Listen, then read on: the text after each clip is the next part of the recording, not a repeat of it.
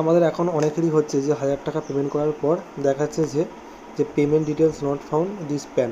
আসলে এই যে হচ্ছে, এই যে প্রবলেমটা হচ্ছে, এটা আসলে আগে যখন নতুন যখন আর কি 1,000 টাকা ফাইন দিয়ে যখন প্যান আর আধারের সাথে যে লিঙ্কটা করা হচ্ছিলো, তখন কিন্তু কিছুক্ষণের মধ্যেই কিন্তু অপশানটা দিয়ে দিচ্ছিলো।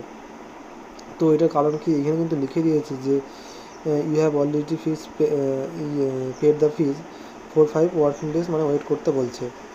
তারপরে যদি না হয় কিছু এরর মেসেজ দেখাবে, সেগুলোর প্রবলেম হচ্ছে আলাদা।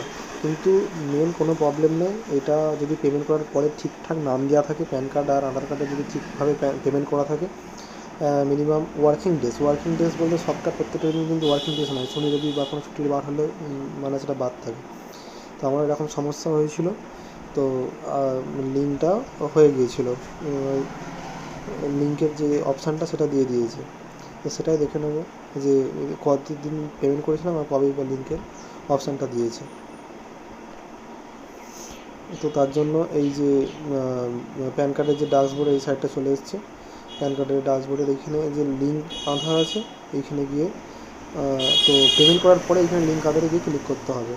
তো এইখানেই ওই এরর মেসেজটা দেখাবে। যখন লিঙ্ক হয়ে যাবে তখন ওখানে পেমেন্ট ডিটেলসে সমস্ত কিছু তথ্য আসার পরে লিঙ্কের অপশানটা দেবে। তো এখানে প্যান কার্ডের নাম্বারটা এন্ট্রি করতে হবে। তো প্যান কার্ডের নাম দিয়ে এন্ট্রি করে দেখাচ্ছি। তারপর তো প্যান কার্ডের নাম্বার আর আধার নাম্বার বসানোর পর ভ্যালিডিটি ক্লিক করতে হবে। ভ্যালিডিটি ক্লিক করলে এইরকম একটা অপশান আছে। আমি 16 তারিখে পেমেন্ট করেছিলাম। তো আজকে আজকে 21 তারিখ।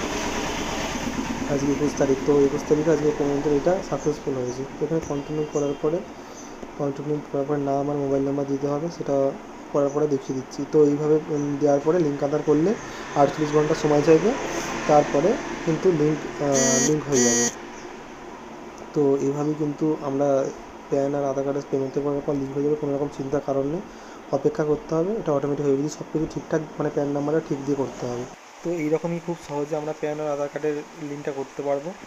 আর পেমেন্টের পরে একটু ওয়েট করেই এইভাবেই করতে হবে। আশা করি ভিডিওটা ভালো হয়েছে। ভালো লাগলে লাইক করো, কমেন্ট করো, সাবস্ক্রাইব করতে ভুলো না। দেখা হচ্ছে পরের একটা অন্য ভিডিওতে।